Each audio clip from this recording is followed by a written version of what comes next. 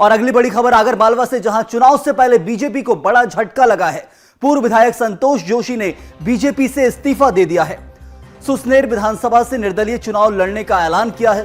BJP से कार्यकर्ता और जनता को हताशा मिली है, यह कहना है जोशी का।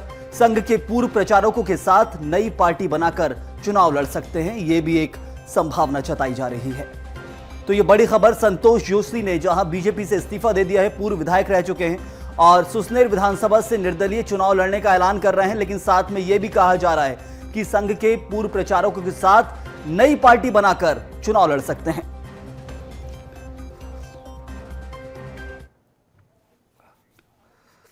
नहीं, मैं अभी वर्तमान में निर्दलीय ही चुनाव लड़ रहा हूं। या तो चुनाव के बाद, विजय होने के बाद नई पार्टी बनाएंगे, या कुछ संघ के प्रचारक, पूर्व प्रचारक जो पार्टी बनाने की बात कर रहे हैं, उनसे बातचीत करेंगे। देखिए, मैं भारतीय जनता पार्टी का बहुत आदर्शवान या निष्ठावान कार्यकर्ता रहा हूं। जब मैं विधायक था, मेरा जितनी सामर्थ्य उतना मैंने करने का प्रयास किया, और इसीलिए आज समाज के, गांव के लोग मुझ पर विश्वास कर रहे हैं। मुझे जब टिकट नहीं दिया, एक अच्छा अनुशासित कार्यकर्ता की दृष्टि से मैंने एक भी शब्द किसी से विरोध का नहीं कहा। 5 वर्ष में कार्यकर्ता और पार्टी का क्या हार हुआ, ये आपको मालूम है कि भारतीय जनता पार्टी की सरकार और विधायक, वर्तमान विधायक तीसरे नंबर पर अगर चुनाव हारता है, वो भी स्वतंत्र प्रत्याशी से, तो ये चिंता का विषय है। तो ऐसे में अगर पार्टी मेरे को कहेगी तो मुझे कोई तकलीफ नहीं है, लेकिन मैं आज इस्तीफा देके स्वतंत्र हूं।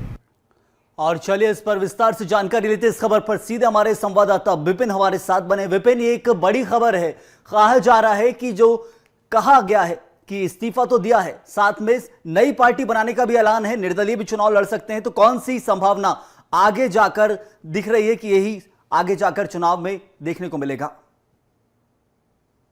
सही, अब मैं बता दूं यहाँ की आगरमालवा जिले के सुसनेर विधानसभा से पूर्व विधायक रहे हैं संतोष जोशी, और भारतीय जनता पार्टी में अच्छा दबदबा भी रखते हैं। आज उन्होंने पत्रकार वार्ता का आयोजन कर अपना इस्तीफा यहाँ दे दिया है, और पत्रकार वार्ता में उन्होंने ये भी बताया है कि मैं निर्दलीय प्रत्याशी के तौर पे चुनाव लड़ूंगा, और ऐसे में यदि भारतीय जनता पार्टी मुझे मौका देगी तो निश्चित रूप से मैं भारतीय जनता पार्टी का सम्मान करूंगा, लेकिन पहले मैं निर्दलीय प्रत्याशी के तौर पर चुनाव लड़ने का ऐलान उन्होंने आज कर दिया है, और वो चुनाव लड़ेंगे, ये तय हो चुका है। जी संयम जरूर विपिन, लेकिन एक खास चीज जो वहां पर यदि आपको देखने को मिल रही थी कि आखिर किन चीजों से नाराज थे जमीनी स्तर पर, क्या कुछ नहीं मिल रहा था? कह रहे हैं हताशा की बात है, कार्यकर्ता भी हताश थे पार्टी से, लेकिन आखिर ऐसा क्या हो गया था कि इस्तीफा देना पड़ गया?